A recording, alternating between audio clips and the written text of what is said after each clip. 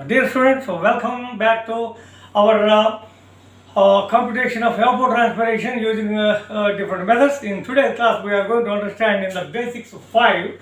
Okay, so what are the different approaches by using canopy temperature as an input. Canopy temperature as an input. In this, I would like to explain to you that Namken and Vegord method is the standard method with reference to canopy temperature method.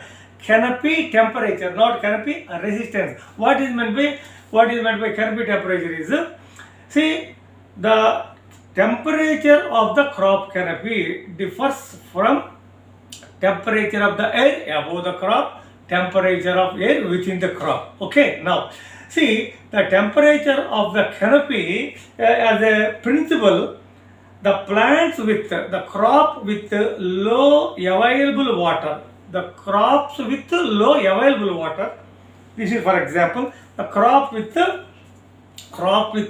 low available water will have reduced transpiration. If there is no moisture, much moisture, there is a reduction in the transpiration. Okay, and it results in the higher temperature. This is the principle. Once again, I would like to impress upon you that crops with low soil moisture content, okay, will have high canopy temperatures because enough moisture is not coming into the plant. How plants escape or evade the heat when temperature is too much? By 3 ways: dissipating the long wave radiation, convection, as you know, the third one is the transpiration. Dissipating the long wave radiation, convection, and finally evapotranspiration, which is the most important. Now, once it is unable to go for more transpiration, what will happen? The temperature of the crop increases. This is the principle involved in the canopy temperature, remotely sensed canopy temperature. Namken and Vegord method. We are going to discuss here. I would like to tell you that canopy temperature, when measured remotely, offers a method of estimating evapotranspiration with surface energy balance model. With different models are there. Radiation methods are there, aerodynamic methods are there, the covariance are there, micrometrology techniques are there, different techniques are there.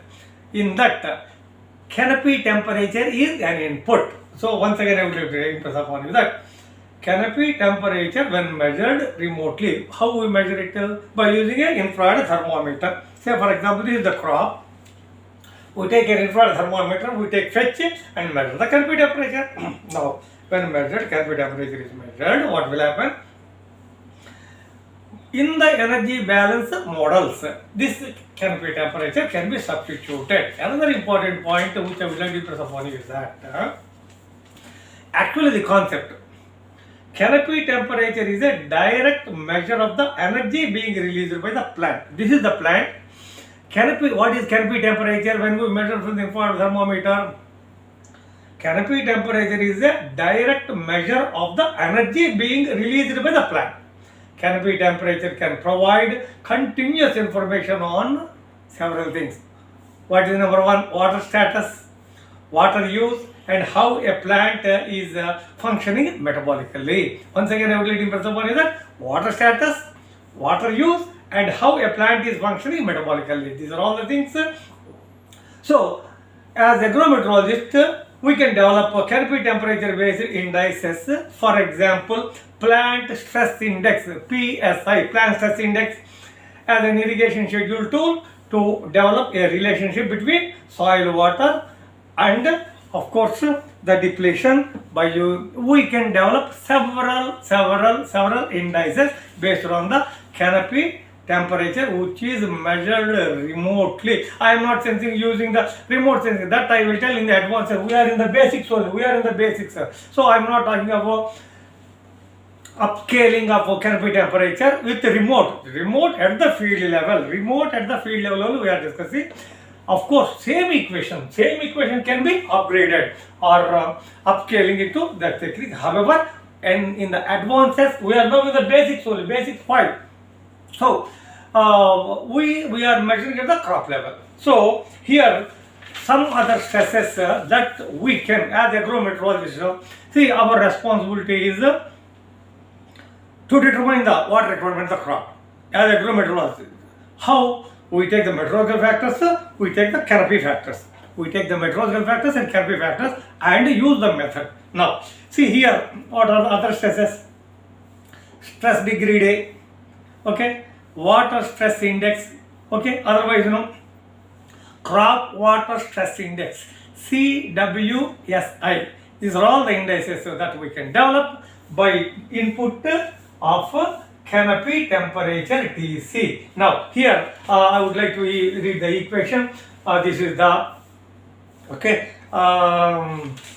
equation for the canopy temperature. So here evapotranspiration in watts per meter square, okay, Rn net radiation, G soil heat flux in water watts per meter square, net radiation Rn watts per meter square, psychrometric constant millimeters of mercury per degree centigrade, Ta air temperature, Tc canopy temperature, ESTA saturation vapor pressure at air temperature, ESTC saturation vapor pressure the canopy temperature. So these are all the things that we can take into consideration, and in this class we are going to study one more, what is the mass transport method, canopy temperature method. Once again I would like to impress upon you, this is the canopy temperature approach, remotely sensitive as far as crops are concerned, vegetation is concerned.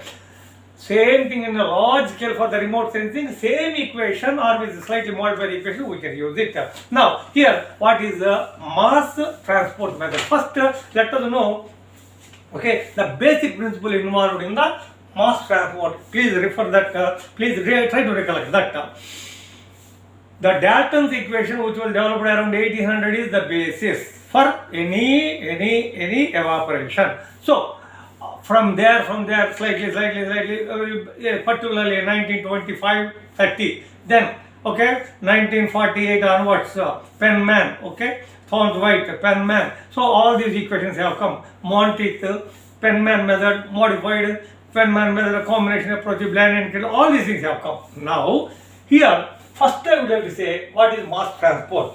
The principle involved is in natural convection. What is natural convection? This is the water, okay. Natural convection, the mass transfer occurs due to the movement of the air caused by the difference in mass, okay.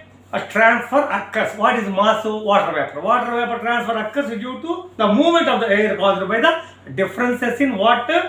Density of gas at the liquid surface. The density of gas at the liquid surface and the gas above it. The gas above it. Gas loss.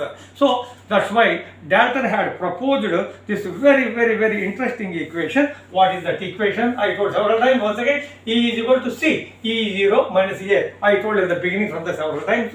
Now, so what are the basic mechanisms of mass transport? Mass transport. What are the basic mechanisms? First, diffusion. Second one is the convection. What is the diffusion? Diffusion, by definition, spontaneous movement of the mass. Spontaneous movement of the mass. This is what I always tell my students. What is diffusion? Diffusion is a spontaneous movement of the mass, that is the water vapor, from areas where it is to, from areas where it is not there, from areas where it is to where it is not there. That I always tell my students. So mass transport, please note that this is what we call the mass transport. Second one is the convection. Convectional process. This bit will come, this bit will come, this bit will come. Even at the basics, even at the PG level, MSc level, that's what MSc, PhD level. What is not even interviews also. Most of the weather phenomena, whether it is canopy or okay crops or anything vegetation, occurs due to convection. So the basic mechanism is the first diffusion, second is the convection. Why I am telling here itself is that mass transport also occurs because of the diffusion and convection. So Penman had developed E is equal to 0.40 E0 minus EA. Of course 1 plus 0.17 U2, that is U means wind factor here taken. Harbeck had further improved NU2 E0 minus EA. What is NU2? These things I would like to tell you. The mass transport method. in the mass transport budget. Okay, here the important thing is that these are based on the conservation of the mass, in particular the conservation of water mass throughout the hydrological cycle. Okay, now so before that the Dalton, Monteith and Harbeck, just a few words I would like to tell. Dalton 1800 is credited with the general formula with of course it predicts evaporation as a function of the vapor pressure, evaporation from a free water surface as a function of the vapor pressure, that is E0 is equal to function of wind E0 minus EA, surface at a certain height. Now see, Penman had modified that one. What is Penman? What Penman had in E0? Dalton equation is the basis. E is equal to 0.40, E0 minus EA, same. Here instead of C, 0.40 had 1 plus 1.47, 1.7. What is that 1.7? It is the U, where U2 is the wind measured at 2 meters height. And Harbeck had developed for estimating the evaporation from reservoirs, for big reservoirs. E is equal to NU2. N is equal to a coefficient related to the reservoir surface, a coefficient related to the surface, that means how much of area it is occupying, and of course U2 is like a Penman method only, wind measured at a certain height. Penman had always used 2 meters height. So here the important thing is this mass transfer method, despite its variations, offers the advantage of simplicity in calculation once the empirical constants have been determined. Once we determine the empirical constant, it refers Harbeck reservoir constant. Penman, with reference to, I told, Penman had taken at wind speed he had taken E0 minus EA. Okay, from there. So this is what I would like to impress upon you. Several scientists later, particularly Broussard and Yu, 1968, have tried to improve the empirical coefficients that are required for the Dalton's equation. At present, of course, see, very wonderful things are happening. When the thermometer had come, then sonic anemometers have come. Nowadays, instantaneous measurements of the vapor pressure, either at the surface or at certain height. Okay, innumerable devices have come, particularly using the remote sensing. That's why. So, mass transport method, where we use the two processes, diffusion and convection. What is the diffusion? Mass transfer from where it is to where it is not there.